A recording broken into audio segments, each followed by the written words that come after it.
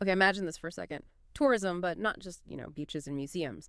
Think of it as a strategic tool, something that shapes diplomacy, drives global tech, and maybe even helps solve some really big world problems. That's kind of the surprising shift we're diving into today. Welcome to the deep dive.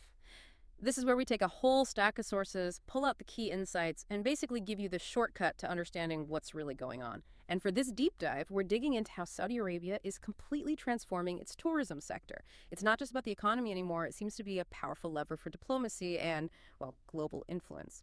So, our mission here is to unpack how the kingdom is using tourism to reshape its image, spark innovation, and maybe even offer solutions that go way beyond its own borders. That's what the sources we looked at suggest. All right, let's start with this fundamental shift in thinking. Our main source here, Dr. Talal al-Maghrabi's piece, Saudi Arabia, Maker of the Future of Global Tourism, it really highlights a massive change. Tourism in Saudi Arabia, it's moved past just being an industry or, recreational fun. It's explicitly become a diplomatic tool, something they're using to actively change the kingdom's image and its standing worldwide. You see, this Vision 2030 plan, it puts tourism right at the center of their whole development strategy. They see it as a kind of universal language, something that can build cultural bridges, economic links, and even political influence. It is pretty compelling, isn't it? And what's fascinating is how the actual numbers, the hard data, really seem to underline this strategic pivot. It confirms tourism isn't just incidental. It's a deliberate lever for, well, soft power. Just look at 2024. Over 116 million visitors, both local and international. That's huge. 116 million. Whoa. Yeah, and the spending. It went past 284 billion Saudi riyals. That created a record tourism surplus, which directly props up the national economy. But maybe even more telling, in the first quarter of 2025, Saudi Arabia actually led the world in international tourism revenue growth. We're talking a 102% increase compared to pre-pandemic levels 2019. 102%. Exactly. That makes it the fastest growing destination among all the G20 countries. So these aren't just, good economic figures. They are really clear signs of strategic soft power playing out influence through attraction, basically. And beyond those, frankly, staggering numbers, what I found really interesting is how the source talks about the deeper story. The narrative Saudi Arabia seems to be crafting for the world. Like, think about the Hajj and Umrah pilgrimages. They've apparently become this incredible living model for managing massive crowds. The source mentions using something called the humanity of AI and advanced digital systems, too. That's a really crucial point. That spiritual experience, which is ancient, has been transformed into a kind of global testbed for innovation. It's quite something. They're developing really advanced practices there, things like crisis management, urban planning techniques, even sustainability science, stuff that could be used anywhere. So, the humanity of AI, what does that actually mean in practice? Well, think of it like using really sophisticated algorithms, but with a focus on the human experience. They predict crowd flows with incredible accuracy, which lets them dynamically adjust pathways, deploy resources just where they're needed in real time, even send personalized guidance to individual pilgrims' phones. It's a model that honestly could change how we handle disaster response or plan cities in really dense urban areas across the globe. Okay, that makes sense. And this innovative approach goes way beyond the pilgrimages, right? You mentioned Riyadh season earlier. That's become this huge cultural and diplomatic magnet, hasn't it? Pulling in global attention for sports, arts, technology. And then you have things like the first Gaming World Cup or massive tech summits like OLI, apparently one of the biggest tech conferences anywhere now. It all seems geared towards reinforcing this image of the kingdom as a hub for innovation for what's next. Exactly. It's a very deliberate projection of that image. And this focus on innovation through events, it seems deeply woven into their enormous development projects, too. I mean, let's talk about those mega projects. NEOM, that futuristic smart city concept, Qiddiya, the entertainment and sports city. The Red Sea project focused on luxury, sustainable tourism. The source is pretty clear these weren't conceived just as places for tourists to visit. No, not at all. If you look at the bigger strategy, they're presented almost as giant open laboratories, places to test out brand new solutions for critical global issues. Think renewable energy management, advanced environmental protection tech, figuring out how to deliver lifestyles and travel that are innovative but also genuinely sustainable. So, testing grounds, essentially. Precisely. They're engineered as spaces where different minds can converge, where knowledge can be exchanged. You get creative industries bumping up against cutting-edge tech, forming new kinds of partnerships for investment for scientific research. Right. For instance, they're pioneering new methods for closed-loop water recycling in these projects. If that works at scale, it could genuinely transform urban sustainability everywhere. Right, and Suda Peaks is a good specific example. Aiming for 2 million visitors a year, adding nearly $8 billion to the GDP. It really shows how this tourism development is designed to be a sustainable engine, economically and socially.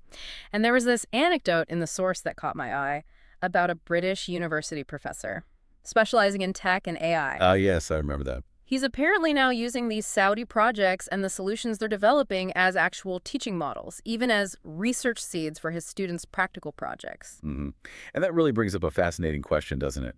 What does it really mean when a country shifts from primarily importing knowledge to starting to export genuinely groundbreaking ideas and projects, especially in really vital fields like renewables, smart cities, sustainable resources? Yeah, what does that signal? Well, it suggests a potentially significant shift in global influence, I think.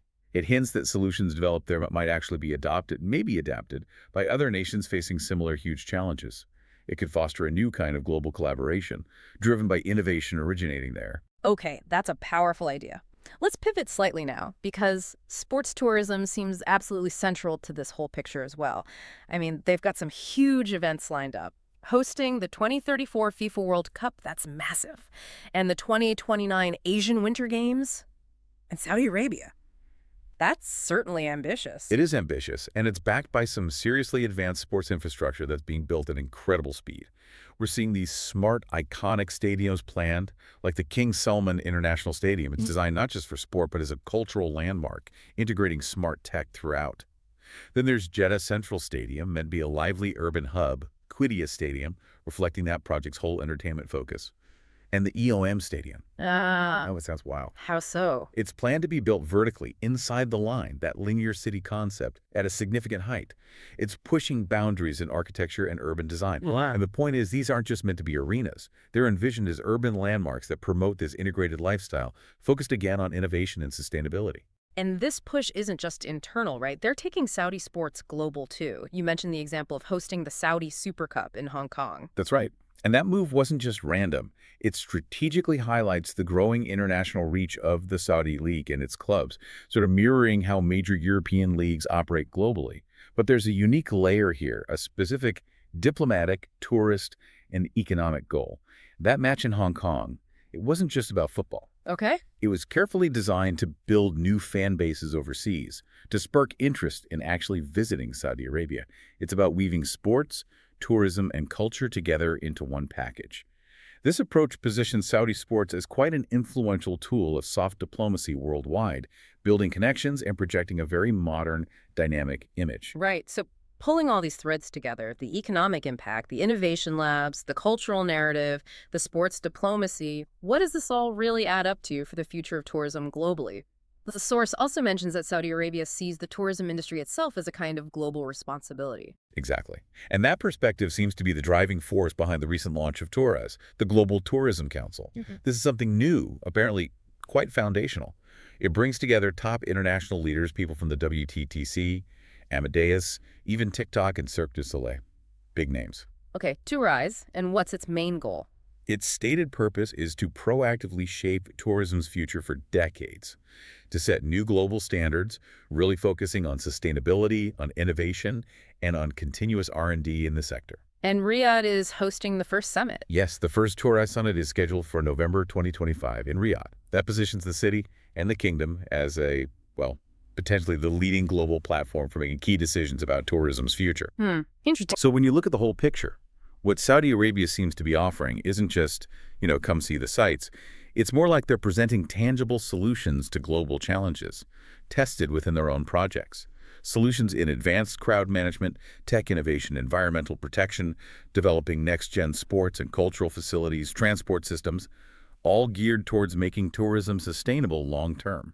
So it's less about just local achievements. Right. It's framed as a national narrative that explicitly opens doors for international cooperation, for shared progress, based on the lessons they're learning. Okay, so to wrap this up then, our deep dive suggests Saudi Arabia is really putting forward a new kind of model, showing how tourism can be much more than just holidays.